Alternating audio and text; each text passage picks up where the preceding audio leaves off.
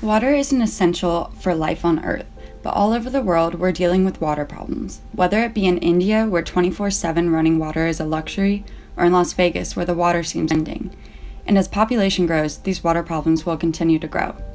In our video, we will take you through India's running water crisis and then Las Vegas and the Colorado River's water crisis.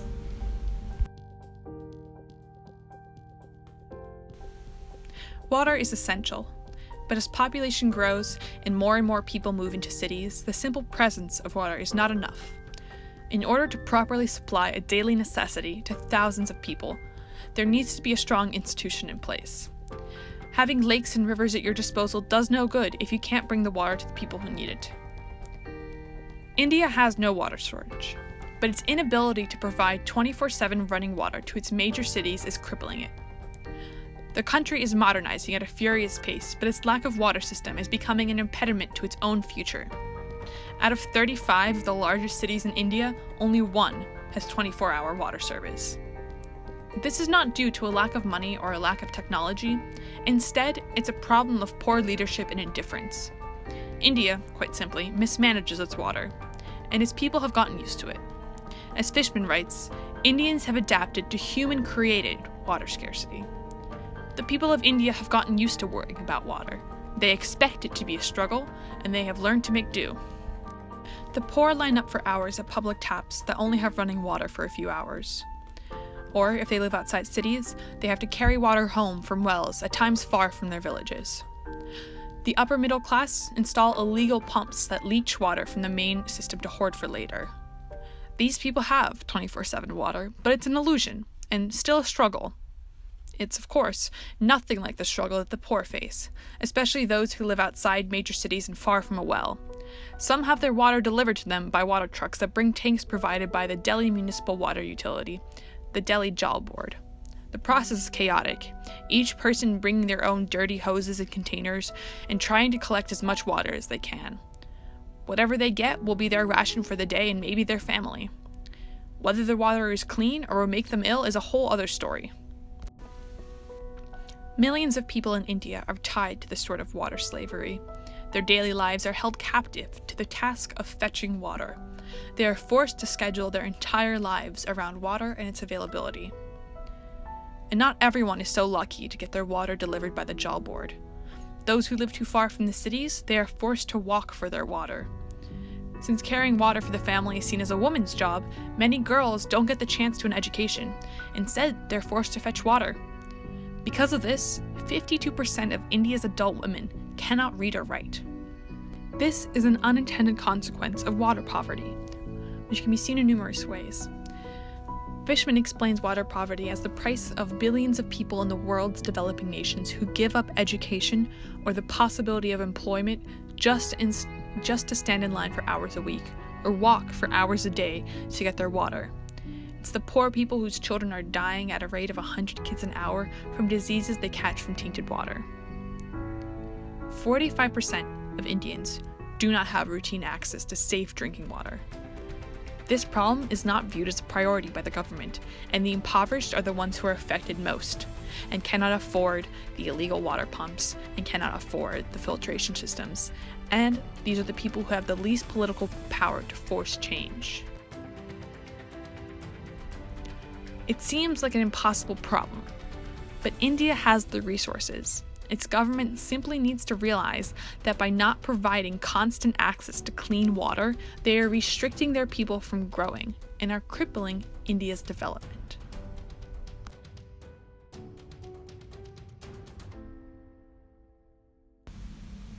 The Colorado River supplies over 30 million Americans with tap water.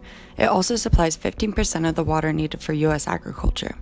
Imagine all the water needed each day: eating, drinking, showering, brushing your teeth, washing the dishes, laundry, watering the grass. It's no wonder that the Colorado River was named the nation's most endangered waterway.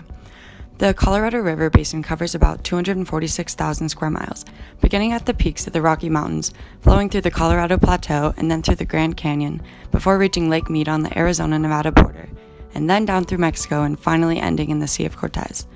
Many western states are known for their lack of rainfall and their long droughts, like Arizona and Nevada, but it's difficult to imagine that many of the people in these states are getting their drinking water from one source. What's even scarier is that for the last 10 years, the rainfall and snowfall that everyone along the Colorado River had become accustomed to for the last century fell off dramatically.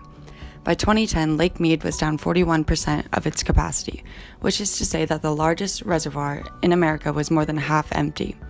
In January of 2000, Lake Mead was within 7 feet of being full, but by mid-2010, it was 125 feet lower than it was 10 years earlier. A lake that is 110 miles long has lost a stunning 125 feet of water depth in just a decade. Forget how much drinking water and irrigation water that is. It's enough water to put the Strip and every one of its hotels at the bottom of a lake.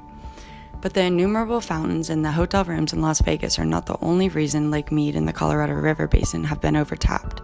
California and Arizona receive 96% of the water from Lake Mead. Interestingly, water allocation for each state hasn't changed much in the past century. Nevada can use 97.8 billion gallons of water from the Colorado River at Lake Mead, which was put into law in the early 1920s, but as population has increased in western states like Nevada, including tourism, researchers believe that the Colorado River stream will be cut 10 to 30% in the coming decades. Without the stream of the river, communities in both the western United States and northern Mexico will have many problems. At the mouth of the river in the Sea of Cortez, local fishermen have lost their livelihood due to the river drying up to a trickle before it reaches the sea. Whereas the meeting of the Colorado River and the Sea of Cortez used to be a sanctuary for shrimp and fish to thrive, the low water levels of Lake Mead and the drought affecting the mouth of the river could soon affect more than small communities. That's why cities like Las Vegas have taken steps to conserve their precious resource. The true marvel of Las Vegas is not limited to its tourist attractions. It is in its revolutionary means of water conservation. In America, water is often taken for granted, as it is less a physical substance than a function of culture. Las Vegas uses water not only ostentatiously, it fetishizes it. Tourists are amazed by water displays to the point where Las Vegas has become reliant on them as an economic stimulant. It can be argued that without the water extravagance, there is no Las Vegas Strip, and without a strip, there is no Vegas. For this reason, it has become rapidly pertinent that the city come to a compromise. Either they reduce the number of tourist attractions and face the potential demise of the Strip, or they come up with a method of conservation that allows them to preserve the tourist industry. As Las Vegas's tourist industry continues to thrive, it is clear that the city chose the second option. This movement was made possible by Patricia Mulroy, the director of the Southern Nevada Water Authority. Under her administration, many of Las Vegas's attractions have begun usage of water recycling systems. Considering the exuberant attractions and 40 million tourists that come through each year, Mulroy's policies have reduced the Las Vegas Strip water usage to 3 to 4% of Nevada's water supply. An example of water conservation on the Las Vegas Strip is the crackdown of the EPA onto hotels.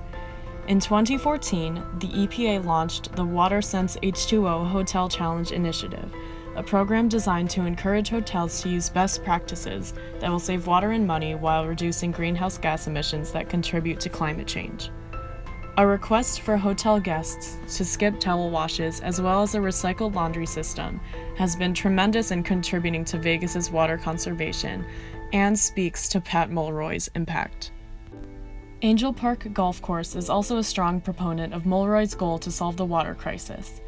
It does so by taking itself off the potable water grid, using exclusively recycled wastewater, and reducing the amount of turf on the greens. Though the golf course aimed to save 80 million gallons of water a year, this change led to a surprising 120 million gallons conserved. Preserving our precious resource has become even more important as population grows. As the state of Nevada grows, so does the overtapping of the Colorado River. Similarly, in India, as population grows, it becomes critical to change the way the government sees the necessity of running water. In the coming decades, these water crises will become even more serious, where many will suffer.